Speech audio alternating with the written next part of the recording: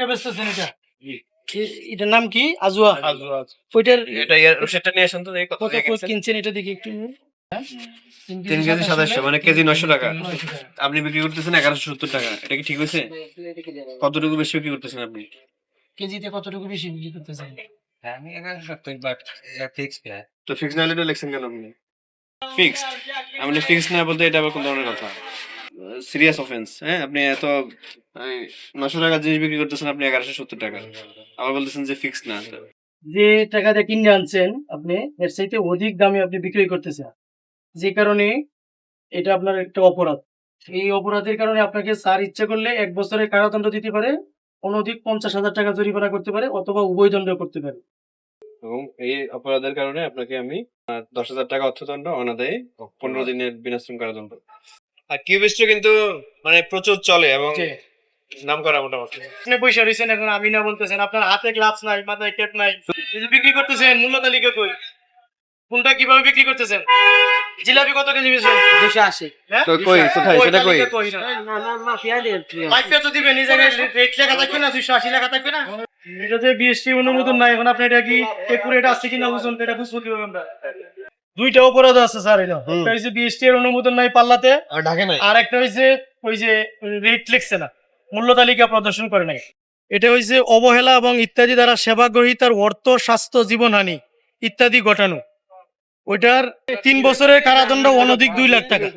ঠিক আছে, সেজন্য আপনাকে আমি সতর্কতা হিসেবে খুবই কম জরিমানা দিব। ঠিক আছে, মূল্য তালিকা যে প্রদর্শন করা লাগে এটা জানেন তো? আগেও জানি, আমি জানলে যে করলেন না, এটা অপরাধ না? এটা অপরাধ করছি স্যার, আমি এখন একটা আছে আমি জানি না, করতেছি না, করছি না, এটা ভুল বলা যায়, কিন্তু আপনি জানেন এরপরে করতেছেন না, তাহলে এটা অপরাধ। আমি ভুল তো স্বীকার হলাম স্যার। আপনারা যে মাছ বেচেন, আপনাদের মূল্য তালিকা আছে, ওই যে এখন রেডি করতেছেন নাকি? অভিযান থেকে মূল্য তালিকা রেডি করে আমরা তো আপনারা আচ্ছা এইভাবে যদি মূল্য তালিকা দেন, কেউ দেখবে এটা? আপনাদের নিয়ম হইছে বেশ কয়েকজন ব্যবসায়ী একসাথে মিলিয়া বড় একটা বোর্ড লাগাইবেন, 10টা বা 12টা মাছ আছে, ওই আইটেম গুলো লিখবেন, প্রতিদিন ডেট দিয়া আপনি মূল্য লিখবেন, রুই মাছ কত, এই মাছ কত, ওই মাছ কত, ওইটা লিখবেন। এইভাবে যদি রাখেন তাহলে আপনারা ওই জায়গা থেকে আমরাই দেখতে পারতেছি না, মানুষের কাস্টমার দেখবে কিভাবে? আপনাদের নিলে 700 ওটা আমাদের ডেটা যে গাড়ি তার পেটি বিক্রি করতে মানে গাড়ি একটা তো সারি কে ব্যস্ত 750 টাকা ব্যস্ত। আমরা যারা ডেকা গাড়ি তারা তো পেটি বিক্রি করতে 780 কিলো 800 টাকা।